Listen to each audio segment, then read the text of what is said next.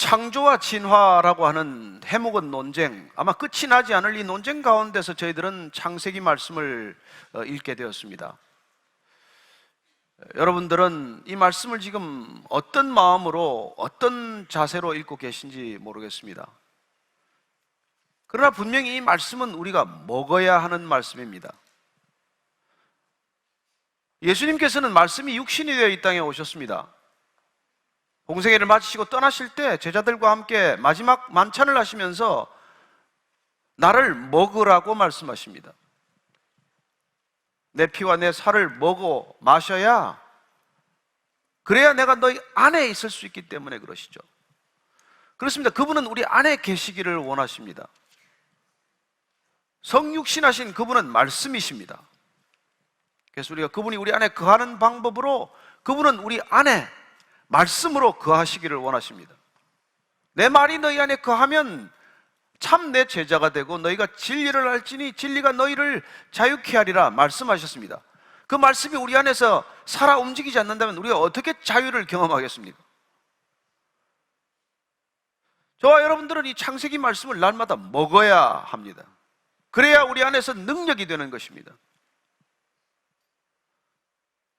그게 우리의 능력이 되지 않으면 우리는 이 세상의 생각, 세상이 가르치는 이 수많은 메시지로부터 우리를 지켜내지 못합니다. 태초에 하나님이 천지를 창조하시니라 빛이 있으라 하심에 빛이 있었다, 그런 얘기를 듣고 웃어 넘기는 세상 가운데서 우리는 이 말씀이 친히 하나님께서 하신 말씀이고 하나님께서 그 말씀으로 이걸 지으셨다는 거예요. 창조하셨다는 것입니다. 이 창조가 우리 믿음의 출발점이 되지 않으면 우리의 신앙은 흔적도 없이 사라지게 됩니다.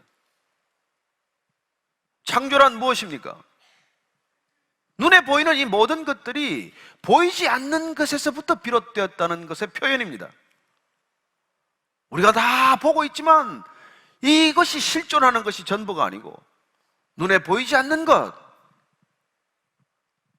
그 눈에 보이지 않는 것의 근원이신 하나님으로부터 시작되었다고 하는 이 창조를 우리가 받아들이지 않으면 우리의 신앙은 헛것이 되고 말 것입니다.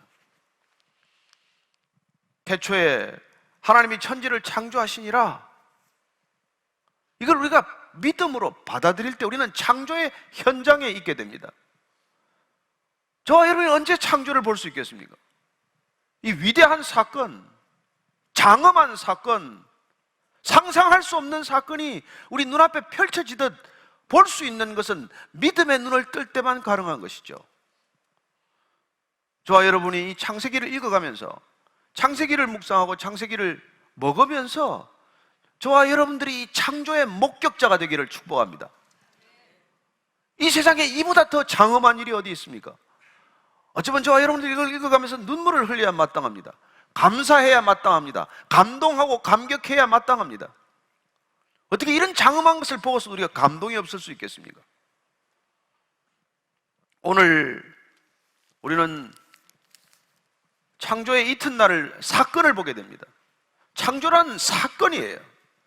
하나님이 있으라 말씀하심에 그것이 눈앞에 나타나는 사건.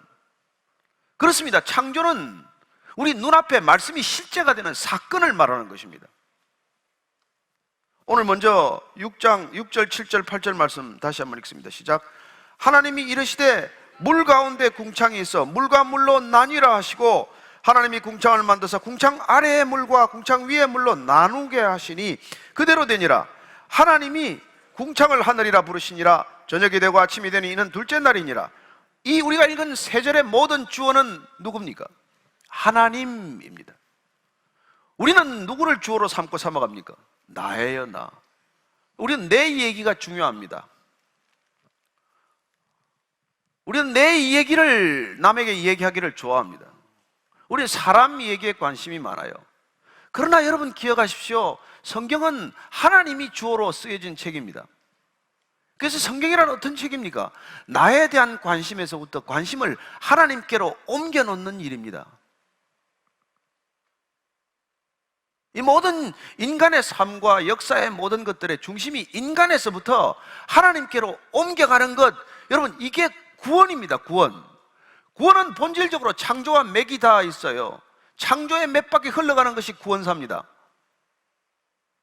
하나님이 주어가 되는 삶, 하나님이 주어가 되는 인생, 그 인생을 우리가 바꿔놓기 위해서 이걸 지금 읽고 있고 이걸 먹고 있는 것이죠. 이 말씀을 먹을 때 저와 여러분은 인생의 주어가 내가 아니라, 더 이상 나 자신이 아니라 하나님이 되어야 한다는 것을 기억하십시오. 그게 신앙이에요. 종교란 무엇입니까? 여전히 내가 주인이 되고 싶은 것이죠. 그래서 여러분, 이 성경은 여러분들의 한풀이 원풀이 하는 책이 아니에요. 내가 주어인 삶이 하나님이 주어인 삶으로 바뀌는 것, 인간이 모든 것을 결정할 수 있다, 다 해결할 수 있다고 하는 관점에서부터 뿌리 깊은 그 관점이 하나님 중심으로 바뀌는 것, 그걸 위해서 우리가 이걸 보고 있는 거예요. 지금 여러분들이 무슨 이루고 싶은 것, 여러분들이 다 해결하고 싶은 문제, 그런 건 사실 아침 새벽에 일어나서 물 한 그릇 정한수 떠놓고 두 손 싹싹 빌면 이루어질 수 있는 일들이에요. 여러분, 그걸 위해서 우리가 성경을 보는 게 아니에요. 이건 창조에 관한 얘기예요. 창조란 모든 근원이 어디서부터 시작되는지를 우리가 깨달아가는 삶의 여정, 영적인 여행입니다. 그런 일들을 위해서 지금 우리가 성경을 펼친 것이지, 여러분들 해결 좀 안 되는 문제, 사백 고달픈 문제, 무슨 질병의 문제, 그건 여러분, 이 예수님 안 믿어도 해결되는 문제예요. 오늘날 기독교가 이 모양이 된 게 뭡니까? 창조의 질서, 온 우주적 질서, 그 질서 속에 나는 어떻게 존재하는가 하는 본질적이고 근원적인 질문에 대한 답을 얻기 위해서 이걸 가고 있는 것이지, 그냥 이런저런 문제에 휩쓸려 가지고 말이죠, 그런 문제가 필요 없다는 것이 아니라, 그런 문제에서 관심을 우리가 놓으라는 게 아니라, 우리 인생의 주인이 근본적으로 내가 아니라 하나님이라는 것을 우리가 인정할 수 있고, 그걸 우리가 분명히 선언할 수 없다면 우리의 신앙은 한 걸음도 달라지지 않습니다. 아무리 교회를 다녀도, 아무리 주일날 다녀도, 아무리 헌금을 해도 여러분들 삶이 달라질 건 없어요. 하나님이 뭘 하셨는지 주목하게 하는 책, 유일무이한 책입니다. 하나님이 뭘 하셨나? 하나님이 어떻게 일하시나? 하나님이 무슨 목적으로 우리를 이 땅에 두셨나? 그걸 깨달아가는 것이죠. 근데 보십시오, 물 가운데 궁창이 있어 물과 물로 나누십니다. 하나님의 창조적 과정, 창조의 일하는 스타일, 일하는 패러다임을 보십시오. 나누는 걸 지금 시작을 하세요. 궁창, 이 궁창은 히브리어로 라키아라고 되어 있는데, 라카라는 동사에 나왔는데, 라카는 뭘 이렇게 두드려서 펴는 걸 말합니다. 여러분들이 밀가루 반죽해가지고 이렇게 쭉 넓게 펴듯이 이 펴놓은 걸 이 궁창이라고 보니, 영어 성경은 firmament라고 되어 있습니다. 창공 이런 뜻이죠. 또 어떤 영어 성경은 expanse, 광활한 어떤 그런 장소를 말합니다. 또 쉬운 성경 같은 건 space, 그냥 단순히 space라고 번역을 했어요. 이 라키아라는 단어를. 그래서 이걸 쭉 펼쳐놓은 거예요. 어디다가 펼쳐놓습니까? 물과 물 사이에 펼쳐놔요. 그래서 이 궁창 위의 물, 궁창 아래의 물로 표현되어 있습니다. 그렇습니다. 성령께서 운행하심으로 그 물 전체는 수면 위에 운행하시던 성령으로 해서 생명의 기운이 지금 조성이 되어 있는 것이죠. 그걸 지금 궁창이라는 걸로 펴으로써 두 개로 나눠지게 되는 것입니다. 자, 나뉜다고 반복되어 있어요. 하나님의 질서는 나뉘임에서 시작이 됩니다. 나누어져야 질서가 생기기 때문이에요. 나눈 것이 유지되기 위해서 질서는 필요하기 때문입니다. 그래서 우리는 하나님께서 이 나눈다고 하는 것, 이게 하나님의 속성에서 비롯되었다는 것을 우리가 주목할 필요가 있어요. 하나님은 삼위일체 하나님입니다. 성부 하나님, 성자 하나님, 성령 하나님은 달라요. 나뉘어져 있습니다. 그러나 하나입니다. 그러나 한 분이세요. 하나님은 한 분이십니다. 세 분이지만은 한 분입니다. 나뉘어 있지만은 하나입니다. 그래서 나뉘어 있는 것들의 공존하는 방식을 우리는 질서라고 말하는 것이죠. 그러나 궁극적으로 우리가 하나 되는 것을 목적으로 합니다. 그렇게 하나 되기 위해서 나뉘어져 있는 걸 뒤섞는 게 아니에요. 하나로 되기 위해서 억제로 강압적으로 뭘 하나로 뭉뚱그려 놓는 걸 질서라고 말하지 않습니다. 다른 것들, 서로 존재하는 것들이 함께 공존하고 공생할 수 있는 것을 질서라고 말하는 것입니다. 그래서 하나님께서 나누신다는 뜻은 질서가 이루어지고 있던 모습을 우리에게 펼쳐 보여주고 계신 것이죠. 저와 여러분들이 각자 다른 존재로 만났습니다. 나뉘어진 존재예요. 그러나 우리는 한 존재로 만납니다. 그 이름이 교회예요, 교회. 그래서 교회는 신비한 질서를 가지게 되는 것입니다. 여기 누가 강압적으로 여러분을 불러 모았습니까? 제가 잠깐 좀 단이 높은 데 왔지만 제가 여러분들보다 높습니까? 여기 옆에 있는 분 중에 여러분들을 지금 목을 끌고 나갈 사람이 있습니까? 누가 있습니까? 그러나 우리는 동일한 공간에, 동일한 시간에 하나가 되어서 그분 안에서 하나가 되는 경험을 하고 있는 것 아닙니까? 이걸 예배라고 말하는 것이죠. 그래서 창조란 근본적으로 구원이라고 하는 개념과 또한 놀랍게도 이 창조 속에는 예배라고 하는 관념이 스며들어 있다는 것을 알게 됩니다. 그분으로부터 비롯되어 있다는 고백, 그분이 누구인지를 알아가는 암 속에서 우리는 지극히 나라고 하는 존재가 피조물에 불과하다는 것, 그래서 창조를 인정하는 것이야말로 삶의 첫 출발이 되고, 그런 삶의 첫 출발이 우리는 예배라는 것을 알게 됩니다. 오늘 이 창조 기사를 우리가 읽어가면서 이 시대에 왜 우리가 다시 창조의 이 근본적인 삶의 형태를 우리가 회복해야 되는지를 우리가 놓친다면은 그냥 교회는 다니면서 진화론을 믿으면서 그리고 진화적 생각에 그냥 당연히 젖어 있으면서 그냥 창조는 지식적으로만 알게 되는 것이죠. 성경의 지식이다. 여러분, 그러면 이건 설화가 되는 거예요. 이걸 신화라고 주장하는 것과 하나도 다르지 않습니다. 그렇습니다. 이거는 창조는 인간의 경험 밖의 일이에요. 누구도 경험할 수 없는 일입니다. 오직 믿음으로 우리가 이 말씀을 먹을 때 우리는 빛이 있으라 하는 것을 경험하게 되고, 그 빛이 우리 안에 임할 때 우리 안에 있는 혼돈과 공허와 허감이 떠나는 것을 경험하게 되는 것이죠. 여러분이 빛이신 주님이 여러분 안에 오셨다면 여러분은 더 이상 허감에 머무르지 않습니다. 무의미에 시달리지 않습니다. 짙은 어둠 가운데 방황하지 않습니다. 놀랍지 않습니까?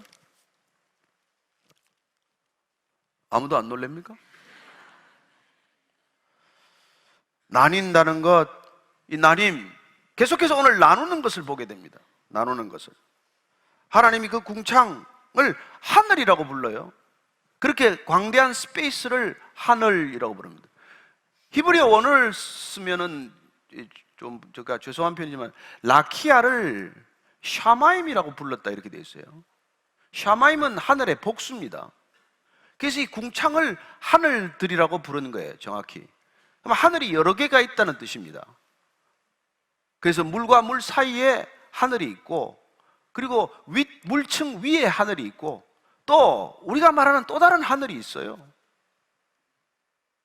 하나님께서 지금 이렇게 물층을 만드는 것은 인간이 거주할 수 있는 스페이스, 적어도 우리가 지금 창조하는 과정 속에서 주님께서 큰 틀을 만드시는 그런 모습을 보고 있는 것이죠.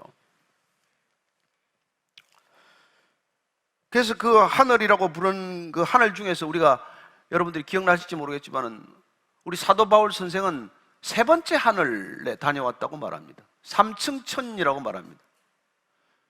고린도후서 제가 12장 한번 찾아서 읽어드리겠습니다. 12장 2절부터 4절까지인데요.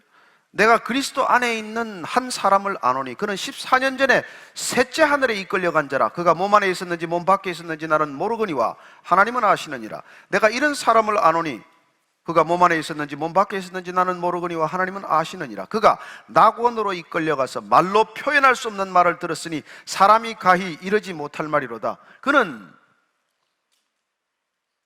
하늘 위에 하늘로 올라갔다가 말할 수 없는 걸 보았지만 더 이상 말하지 않겠다고 입을 닫습니다. 저는 그가 3층 천을 보았다고 믿습니다. 요한계시록에 가면은 하나님께서 새 하늘과 새 땅을 보여주십니다. 그 하늘이 또 따로 있는 거예요. 저는 예수님께서 너희들이 살아서 나를 믿으면 죽음을 보지 아니하리라는 말을 믿기 때문에 부활을 믿습니다. 그분의 인격을 믿기 때문이에요. 사도 바울의 저는 인격을 믿기 때문에 그가 삼청천에 다녀왔다는 말을 믿습니다. 그러나 오늘날 무슨 악몽을 꾸었건 개인적인 경험을 가지고 천국과 지옥 얘기를 하는 사람들 말은 잘 안 믿습니다. 저는 인격이 바탕되지 않은 진리는 진리가 아님을 알기 때문입니다. 저는 여러분들이 지금 이 성경이야말로 진리 위에 서 있다는 것을, 진리이신 그분의 인격 위에서 믿게 된다는 것을 기억하십시오. 그분이 믿을 만한 분이 아니라면 여러분 한마디도 믿을 게 없습니다, 이걸. 그러나 그분은 말씀대로 사셨고, 말씀이 육신이 되셨고, 말씀대로 죽으셨고, 말씀대로 부활하셨고, 그 말씀이 이루어지는 사건을 우리에게 보여주셨기 때문에, 들려주셨기 때문에 우리가 그분의 말씀을 믿는 것이죠. 그렇습니다. 말씀하셨더니 사건이 되는 것, 그게 성경 이야기예요. 성경은 여러분들의 얘기가 아닙니다, 사실. 성경은 하나님께서 말씀하실 때 그 말씀이 어떻게 이루어졌는지 인간을 통해서, 연약한 인간을 통해서 그 말씀이 이루어진 사건을 말하는 것이죠. 그래서 우리가 보면 누가복음 7장에 보면은 로마 백부장이 말씀대로 이루어지는 사건을 그는 목격하게 됩니다. 그 집에 몸에 병든 하인이 있었어요. 너무 하인을 사랑하는 나머지 죄인은 그 하인을 고치기 위해서 예수님을 초청합니다. 집 가까이 왔어요. 그러나 그는 집 밖에 나가서 예수님 못 들어오게 합니다. 예수님 못 들어오십니다. 이 누추한 집에 예수님 어떻게 들어오겠습니까? 그래서 그는 이렇게 말합니다. 예수님한테,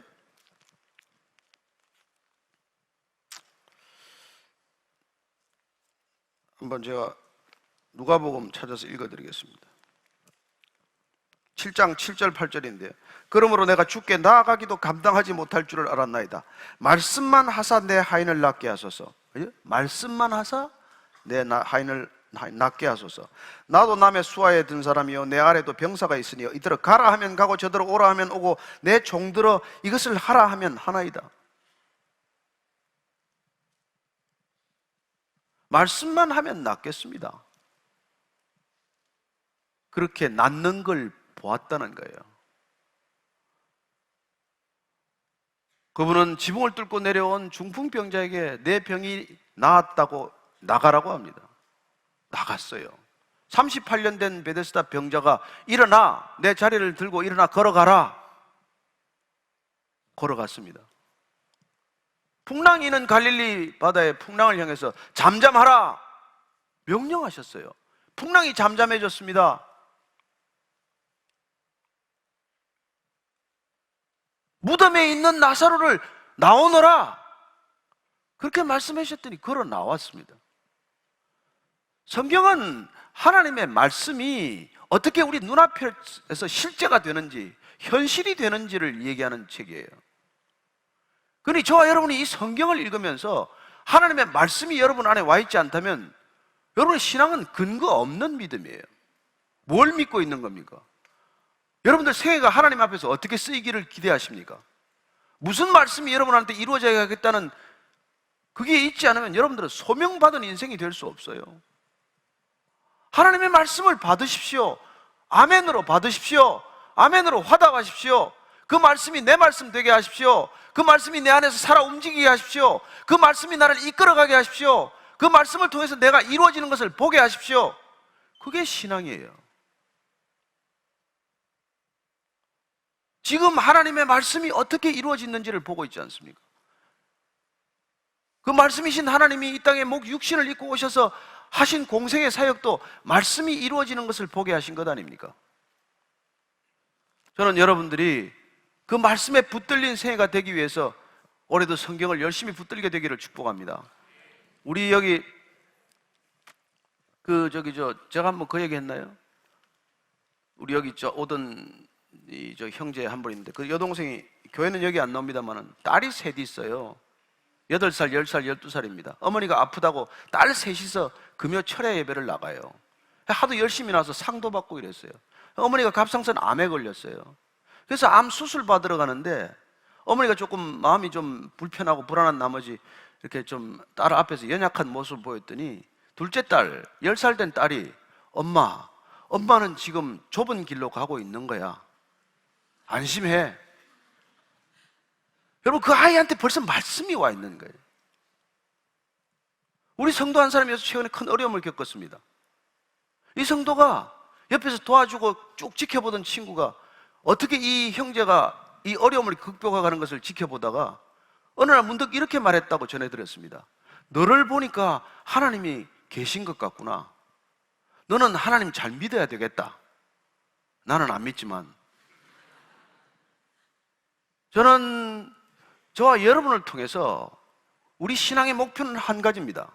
하나님의 말씀이 나를 통해서 내 생애를 통해서 이루어지는 사건을 보게 하여 주옵소서. 이게 저와 여러분의 믿는 이유예요. 부르신 목적입니다. 걸어가는 삶의 방향이에요.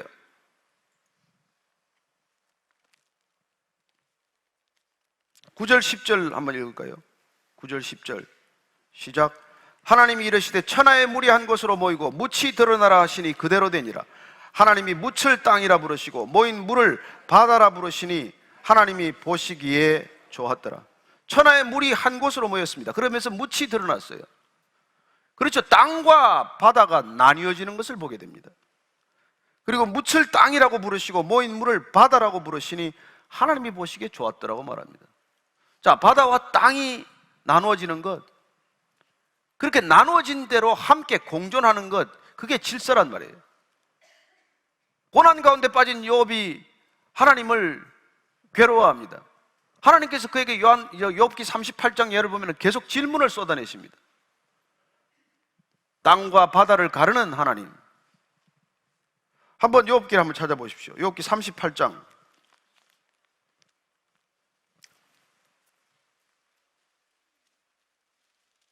욥기 38장 4절 말씀 읽습니다. 시작.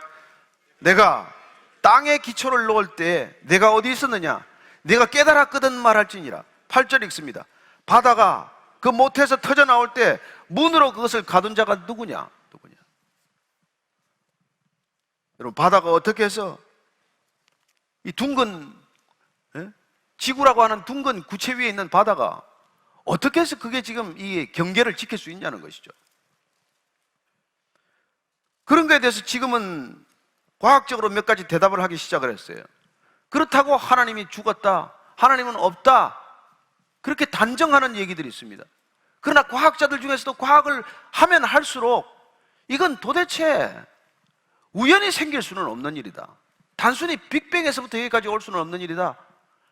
아니, 핸드폰 하나를 설계해도 설계해야 여러분 통화가 되지, 여기에 무슨 디자인이 없이 뭐가 됩니까? 그래서 그 어떤 것이든지 설계가 필요하다, 디자인이 필요하다, 그런 과학적 입장을 지적 설계론이라고 말합니다. 그리고 이렇게 우연히 진화할 수는 없다. 그래서 유신론적 진화론이 나왔습니다. 우리는 그들과 논쟁할 필요가 없습니다. 논쟁하기 위해서 이 성경을 읽는 게 아닙니다. 저와 여러분들은 이 성경을 읽는 목적, 그건 우리가 믿음으로 살기 위한 이유예요. 저는 여러분들이 이걸 믿음으로 받아들일 수 있게 되기를 바랍니다. 그리고 수많은 과학자들이 그 믿음의 눈으로 하나님이 행하신 일들의 과학적 설명을 하고 있을 뿐이에요. 저는 여러분들이 이 시대를 살아가면서 하나님이 주시는 놀라운 지혜와 통찰을 갖게 되기를 축복합니다.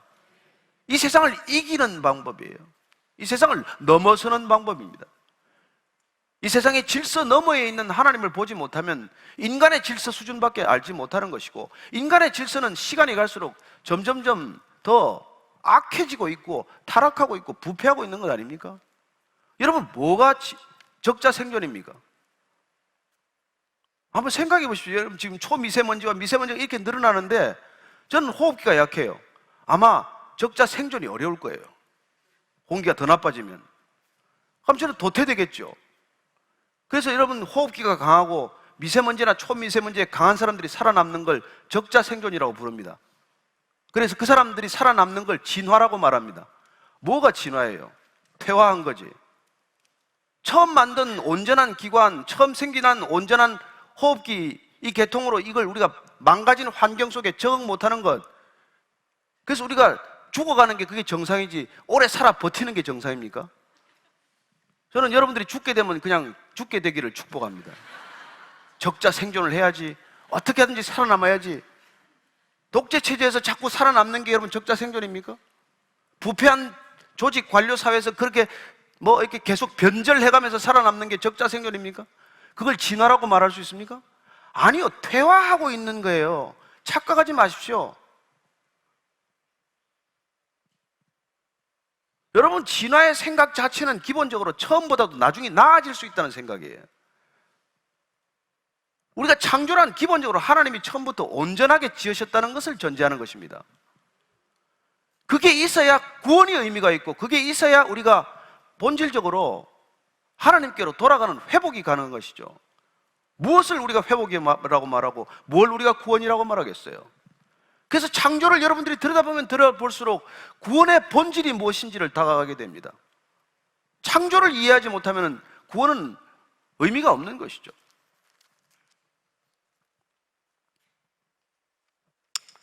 땅과 바다를 이렇게 가르시는 하나님, 그리고 하나님이 이르시되 땅은 풀과 씨 맺는 채소와 각기 종류대로 씨 가진 열매 맺는 나무를 내라 하시니 그대로 되어 땅이 풀과 각기 종류대로 씨 맺는 채소와 각기 종류대로 씨 가진 열매 맺는 나무를 내니 하나님이 보시기에 좋았더라. 저녁이 되고 아침이 되니 이는 셋째 날이니라. 이 셋째 날을 통해서 하나님께서 뭐라고 계십니까?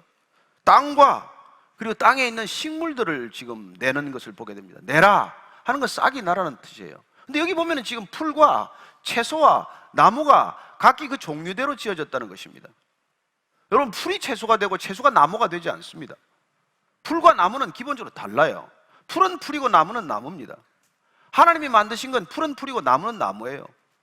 인간은 지금 계속 유전자 조작이라든지 여러 가지 이런 걸 통해서 하나님이 종류대로 만드신 종류의 경계를 허물고자 하고 있습니다. 허물고자 하고 있어요. 근데 그렇게 허무는 결과가 어떻게 될까요? 예측하지 못한 결과들을 맞게 되겠죠. 만약에 새로운 종이 필요했다면 하나님께서 만드셨을 것입니다.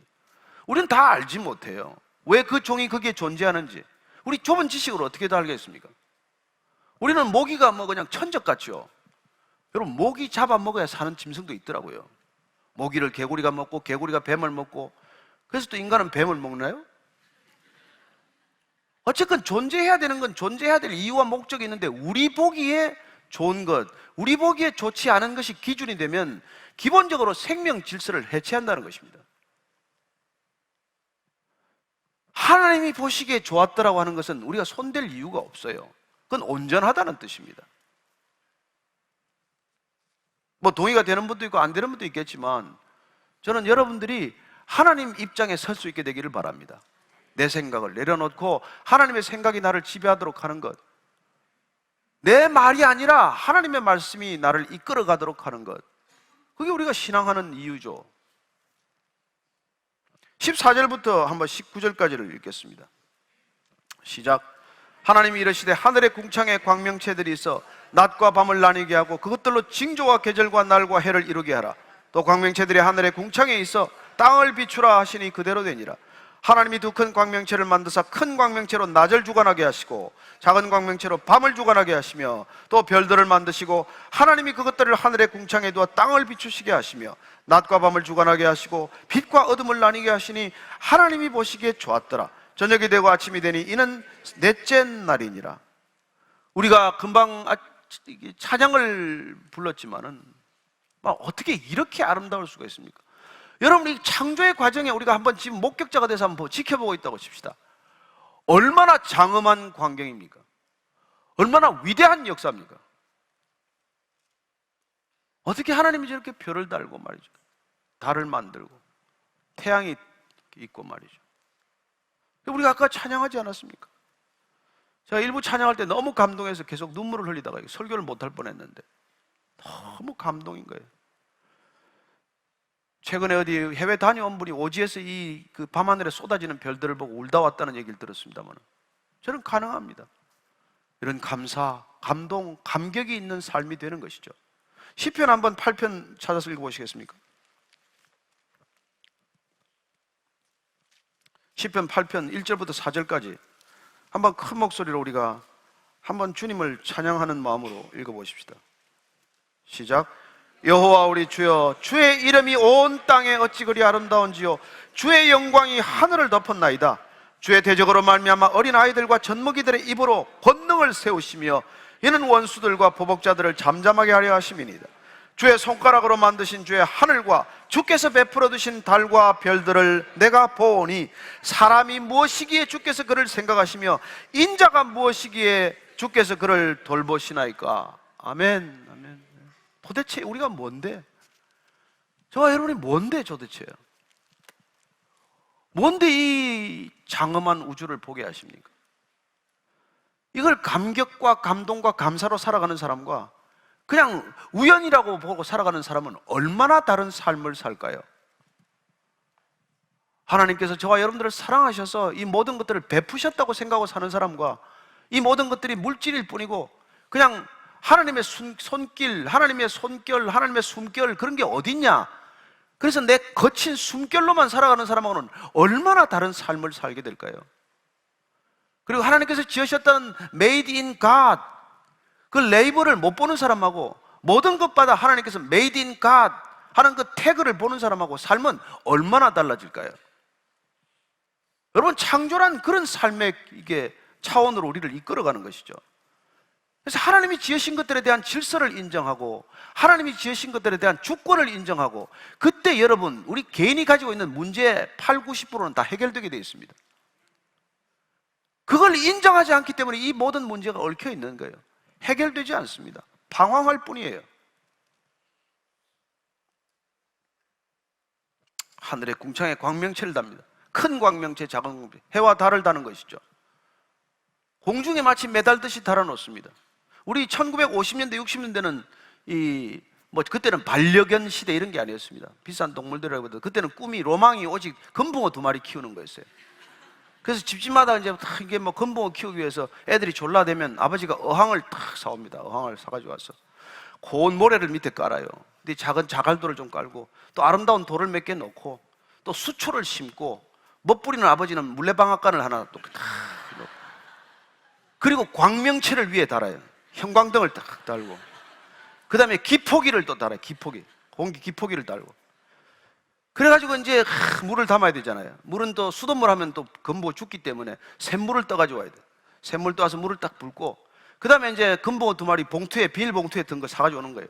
그래서 이제 아버지가 자릅니다. 이거 봉투 위에를 딱 잘라가지고 금붕어 2마리를 물에 싹 풀어주면서 뭐라고 그러겠어요?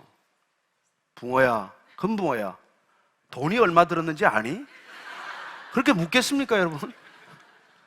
내가 이거 너를 위해서 얼마나 고생했는지 아니? 잔소리 하겠어요? 따지겠어요? 한마디 아닙니까? 금붕어야, 둘이 금슬 좋게 새끼 낳고 잘 살아라. 금붕어가 도대체 무엇이간데 우리가 그 어마어마한 투자를 하느냐는 거예요. 걔가 뭔데? 얼마나 살 거라고? 하나님이 인간의 마지막 목적을 향해 가고 있는 길이에요. 하나님이 이 모든 것들을 말이죠. 여러분 그걸 깨달으면 여러분 인생에 무슨 불만이 있어요? 좀 덜 먹고 덜 먹거나 건강하나 좀 병드나 이런 시편이 나오는 거죠. 저는 여러분들이 이런 시편을 지을 수는 없더라도 찬양을 마음껏 하게 되기를 축복합니다. 도대체 내가 무엇이건데 말이죠. 하나님 저를 이렇게 선대하십니까? 제가 이 말씀을 묵상하고 오늘 아침에 눈 뜨자마자 제가 그렇게 감사의 기도를 드려요. 도대체 제가 뭔데 저를 부르셨어 말이죠. 시궁창에서 바퀴벌레처럼 살아가는 놈을 건져가지고 말이죠. 참. 그래서 창조란 우리가 관점의 뿌리가 바뀌는 작업이에요. 우리 모든 관점의 뿌리채 바뀌는 것을 경험하는 것입니다. 모든 관계가 새롭게 시작되는 거예요. 창조를 통해서 저와 여러분들의 관계, 이 모든 만물과의 관계, 온 우주와의 관계, 이 태양, 이 은하계를 넘어서서 온 우주를 들여다보는 그런 놀라운 관점이 생기는 것이죠. 20절, 21절 말씀 읽습니다. 시작. 하나님이 이르시되 물들은 생물을 번성하게 하라. 땅 위 하늘의 궁창에는 새가 나르라 하시고 하나님이 큰 바다 짐승들과 물에서 번성하여 움직이는 모든 생물은 그 종류대로 날개 있는 모든 새를 그 종류대로 창조하시니 하나님이 보시기에 좋았더라. 여러분 지금 보십시오. 하늘과 바다 가운데 각종 생물들이 지금 등장합니다. 종류대로 등장하고 있어요. 다 다른 어종입니다. 바다에도 포유류가 있고 바다에도 여러분 다른 물고기들이 있지 않습니까? 땅에도 파충류가 있고 또 포유류가 있지 않습니까? 그 종류대로 다 만드신 거예요. 인간이 지금 그 종류를 수없이 파괴하고 있습니다. 인간의 잣대로. 제가 이제 하도 오래된 거지만 옛날에 그 곰을 갖다가 말이죠, 그 곰의 웅담 좀 먹겠다고 그 살아있는 곰에다가 빨대를 꽂아가지고 말이죠, 웅담 즙을 빨아먹는 걸 고발하는 프로그램을 봤어요. 인간이 뭡니까 도대체? 정말 동물 학대를 하는 거 보면 이런 말할 수 없어요. 어떤 동물들을 그렇게 그냥 끔찍히 학대해가지고. 요 옆에 우리 저기 굿사마리안 레시피라고 식당에 있는데, 그 식당에 가면은 여러분 유기견만 가지고 그림을 그려놓은 이 작품들이 있어요. 그 실컷 키우다가 그냥 버린다는 거예요. 어떤 사람은 뭐 그냥 광고 찍으러 왔다가 찍었다고 끝났다고 그 개를 버렸대요. 그래서 버린 개를 가지고 그걸 키워서 이렇게 입양도 시키고 그런 분이 계신데, 그걸 쭉 작품을 만들어서 놨는데 하나같이 그렇게 정말 예쁜 개들이에요. 근데 그게 다 버린 개라는 거예요. 깜짝 놀랐어요. 그렇습니다. 우리가 이게 메이드 인 갓이라는 생각이 없으면 동물도 뭐 그냥 하다 버리는 것이죠 뭐. 그러나 저는 여러분들이 하나님께서 그걸 다 만드셨다는 걸 우리가 인정하는 순간, 우리는 한 마리 짐승과도 관계 맺는 방식이 다르고 한 그루 나무와도 관계 맺는 방식이 바뀐다는 거예요. 그런 삶이야말로 우리가 인간의 본연의 모습 아닙니까? 하나님이 우리를 지으신 목적 아니겠어요? 그렇게 종류대로 만든 걸 인정하는 것, 사람도 마찬가지죠. 우리가 인정하는 것이야말로 저분이 하나님의 뜻에 따라 인정하는 때 우리는 그분을 인격적으로 대우하게 되고, 내 목적과 수단에 따라 그 사람을 보지 않게 되고, 저런 인간은 없어져야 돼, 저런 인간은 쓰레기야, 이렇게 말하는 버릇에서 우리가 풀려나게 되는 거예요. 얼마나 많은 문제가 해결되겠습니까? 얼마나 많은 문제가. 22절 23절 읽습니다. 시작. 하나님이 그들에게 복을 주시며 이르시되 생육하고 번성하여 여러 바닷물에 충만하라. 새들도 땅에 번성하라 하시니라. 저녁이 되고 아침이 되니 이는 다섯째 날이니라. 특별히 생물들에게는 복을 주셨다고 되어 있습니다. 복을 주셨다는 거예요. 하나님께서 생물들에게는 복을 주셨어요. 가장 큰 복이 무엇입니까? 생명이라고 하는 복 아닙니까? 생명. 자본주의는 지금 끝에 와 있습니다. 여러분, 모든 자본은 실제적으로 관계에서 비롯되는 거예요. 돈은 허상입니다. 여러분, 한국에서 쓰는 돈 미국 가면 못 쓰잖아요. 관계가 없기 때문에. 그렇습니다. 그 관계는 기본적으로 우리가 이 창조로부터 시작되는 거예요. 그 관계를 우리가 알면 우리가 지금 추구하는 그 자본보다도 훨씬 더 깊은 자본을 경험하게 됩니다. 그 풍성한 자본을 경험하게 돼요. 그래서 이 땅에 돈에 그렇게 매이지 않는 삶을 사는 것입니다. 저는 여러분들이 정말 이 창조로부터 비롯된 차고 넘치는 그런 은혜 때문에 이 물질적인 것과의 관계에서만 오는 그 돈, 그 재화, 이런 것을 인생의 전부로 삼지 않게 되기를 바랍니다. 그럴 때 우리는 그 관계가 가지는 자본의 풍성함이란 궁극적으로 생명 자본이라는 것을 알게 됩니다. 그 모든 것들이 생명을 위한 것이라는 것, 생명이야말로 이 땅에 바꿀 수 없는 자본이라는 것, 그게 여러분 앞으로 21세기가 가야 될 방향 아니겠어요? 언제까지 우리가 이게 금융자본주의 시스템에 포로가 됩니까? 허상에 어떻게 보면 사기당하는 것이죠 뭐. 저는 24절 25절 읽고 마칩니다. 시작. 하나님이 이르시되 땅은 생물을 그 종류대로 내되 가축과 기는 것과 땅의 짐승을 종류대로 내라 하시니 그대로 되니라. 하나님이 땅의 짐승을 그 종류대로, 가축을 그 종류대로, 땅에 기는 모든 것을 그 종류대로 만드시니 하나님이 보시기에 좋았더라. 자, 오늘 말씀을 계속해서 반복해서 보십시오. 성경에서 반복되는 단어, 반복되는 문장은 그만큼 중요하다는 뜻 아니겠어요? 우리도 자녀들에게 반복해서 얘기하는 것은 제발 좀 귀담아 들으라는 얘기 아닙니까? 계속해서 등장하는 단어는 무엇입니까? 하나님, 하나님 이야기예요. 성경은 하나님 이야기입니다. 그 다음에 그분이 만드셨다고 되어 있어요. 만드셨다. 영어 성경은 전부 made라고 번역을 하고 maker를 쓰지만 이건 사실 그냥 이루어지다, 행하다 하는 뜻도 함께 있는 것입니다. 하나님께서 말씀하시고 그것이 이루어지는 것, 창조의 과정이에요. 그리고 계속해서 우리는 종류대로, 그 종류대로라는 말을 듣게 됩니다. 하나님이 만드신 종, 이 종의 경계, 그 한계, 이런 걸 인정하는 것이야말로 질서의 원천이라는 얘기를 하시는 것이죠. 그렇습니다. 빛과 어둠을 나누셨습니다. 하늘과 바다를 나누셨습니다. 땅과 바다를 나누십니다. 종과 종을 나누십니다. 그 나눈 것이 나눈 것대로, 그냥 그대로, 그 모습 그대로 인정받는 것을 질서라고 해요. 인간은 그 질서를 못 참습니다. 나 중심의 질서를 만들려고 해요. 나 보기 좋은 대로 살려고 해요. 내 눈에 들어야 꼭 그 사람하고 같이 일하고자 하고, 내 눈에 들지 않으면 그 사람 제거하려고 하고. 여러분, 그게 지금 이 사회를 병들게 하는 것 아닙니까? 우리가 살아가는 세상이 이 모양 아닙니까? 저는 하나님께서 만드신 것들을 인정할 수 있는 이 창조가 우리의 출발점이라는 것을 기억하게 되시기를 축복합니다. 이 전제에서부터, 이 출발점에서부터, 이 관점에서부터, 이 입장에서부터 비로소 신앙은 신앙다워지는 것입니다.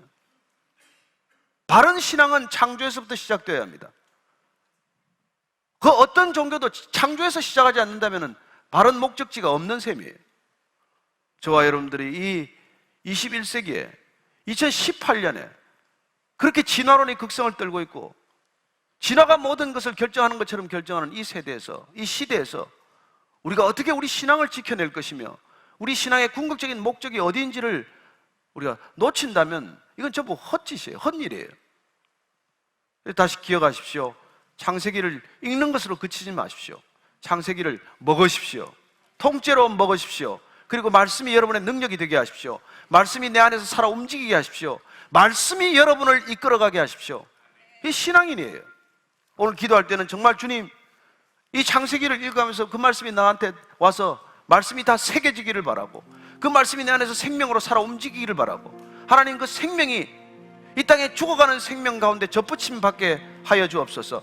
우리가 구원의 통로가 되게 하시고 회복의 통로가 되게 하시고 예배의 통로가 되게 하시고 은혜의 통로가 되게 하여 주옵소서. 한번 함께 같이 기도하시겠습니다. 하나님 아버지, 주님 우리를 부르셨습니다. 우리를 지으셨습니다. 이 땅 가운데 잠시 있는 형상으로 살아가는 시간보다도 이 땅의 형상을 버리고 영원한 하나님의 형상으로 살아가는 시간이 더 영원한 시간인 줄로 믿습니다. 이 땅에 살아가는 목적을 알게 하시고 이 땅에 지어진 삶의 시간을 깨닫게 하시고 어떻게 사는 것이 이 땅의 시간이 하늘의 시간으로 어떻게 옮겨질 것인지를 기억하게 하시고, 놀랍게도 하나님 한 분 한 분이 하나님의 생명에 접붙임 바 되어서 이 생명을 누군가에게 전하는 귀한 믿음의 사도들이 되게 하여 주옵소서. 너희는 가라 모든 족속으로 제자를 삼으라고 하셨사오니 이 창조의 뿌리 깊은 관점을 가지고 창조를 거부하는 이 세상 한가운데 나아가서 하나님 저들과 함께 하나님의 질서, 하나님의 예배를 회복할 수 있도록 주님 축복하여 주옵소서. 하나님의 말씀이 물이 바다 덮음같이 이 땅 가운데 편만하기를 원합니다. 말씀이 육신이 되신 주님의 말씀, 그 말씀 우리 안에서 다시 육신이 되게 하시고 그 말씀 다시 한번 이 땅 가운데 살아내는 놀라운 믿음의 증거가 있게 하여 주옵소서. 말씀하시되 그대로 되리라. 주님, 주님의 그 말씀 우리 안에 임하여 우리도 주님의 형상대로 되게 하시고 주님의 생명 우리 안에서 살아 움직이는 역사가 되어서 누군가에게 생명을 잃어버린 영혼들에게 전해지는 믿음의 통로, 구원의 통로, 은혜의 통로가 되게 하여 주옵소서. 예수님 이름으로 기도합니다. 아멘.